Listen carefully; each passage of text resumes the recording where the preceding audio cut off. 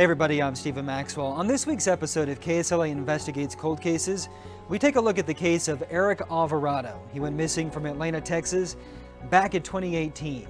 I sat down with his father, who now lives in Indiana, about the day he went missing and what's happened in the years since.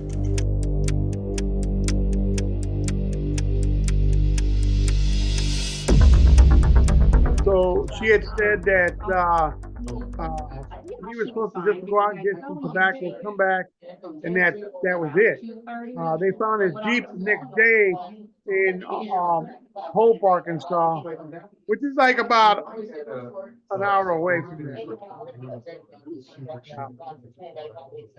Uh, we went. I sent my family down there like the very next day to go see what's going on, what happened. She couldn't really much tell anybody nothing. And then, well, the Jeep was found the next day, but she wanted the Jeep back the very next day. They gave it back to her. They didn't even try to check out to whether or not, there was any fingerprints or anything going on.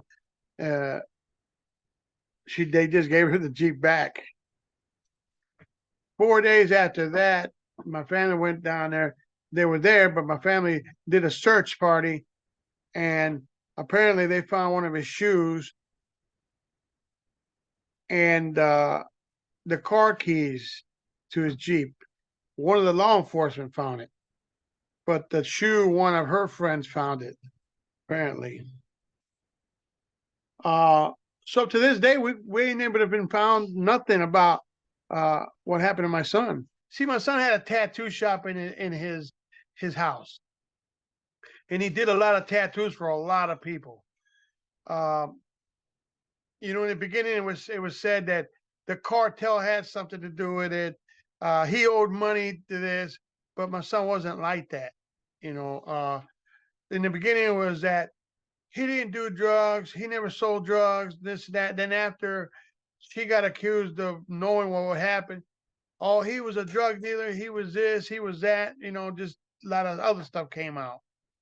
He being accused, since he wasn't there, he couldn't defend himself, Tell us what kind of person he is. My son would give you the last dollar he had in his pocket, the shirt off your back, his shoes, he would give you that.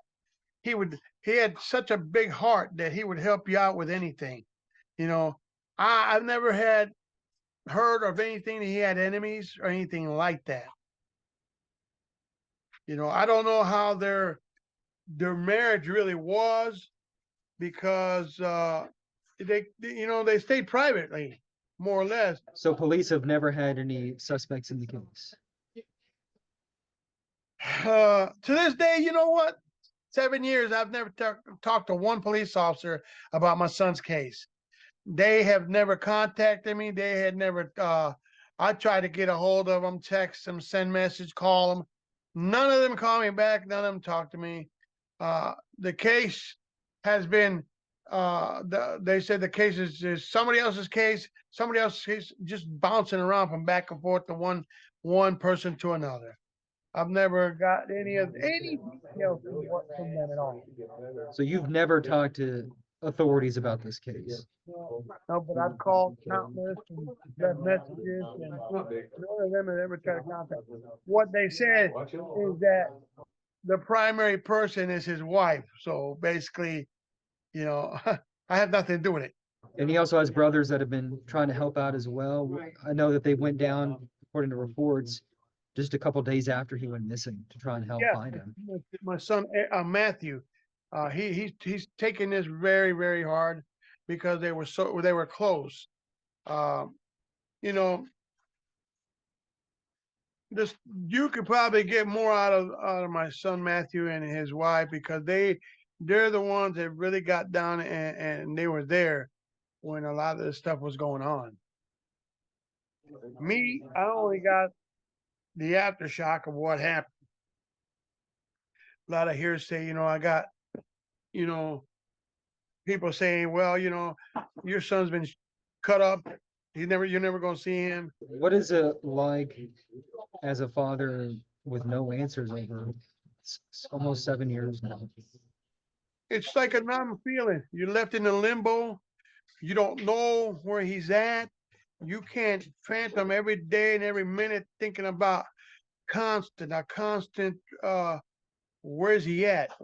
Who did this to him? Why? What was the purpose of all this? Uh, the heart is not, it's missing something out of there because, you're constantly reminded of your son when that you can't go visit at a graveside or go, you know, talk to him at a graveside because you don't know where he's at all.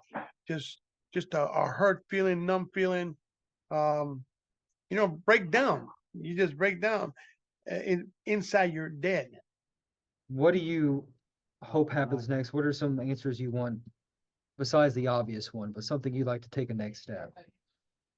The step I like for somebody to take is to take initiative and say, listen, we are going to definitely work this case for you and make sure that the people that did this to your son and get justice for my son. Want these people punished. I want these people caught. I want to know exactly where my son is at so I can bring him home and bury him. So just want to go back over what we know from the beginning. He was last seen leaving his home in his Jeep with his two dogs, correct? That's what was said. And his Jeep was later found by police. And reports say that the family found the dogs dead a couple of days later. Yes. So it looked like one of them was shot, the other one was stabbed, but quote unquote, they said they were run over by a semi. Anybody knows if your dog or animal gets run over by a semi, you're going to have a streak of blood from here, whatever. There was no streak of blood at all. It was just laying there. And right after that, they were given back to Samantha. Was there anything else before I let you go? Anything you want to say? Basically that I miss my son. I love him to death. I wished he was here. Both, not only me, my family, we are heartbroken for the disappearance of my son. We want him home. We want him found. We want him back. The reward's there. Tell us where his body's at. You get it. Justice will come later. We just want his body, and he's our home. We definitely feel the hurt and the piece of the puzzle that's missing from our family is not around. How much is the reward so we can let people know? $10,000.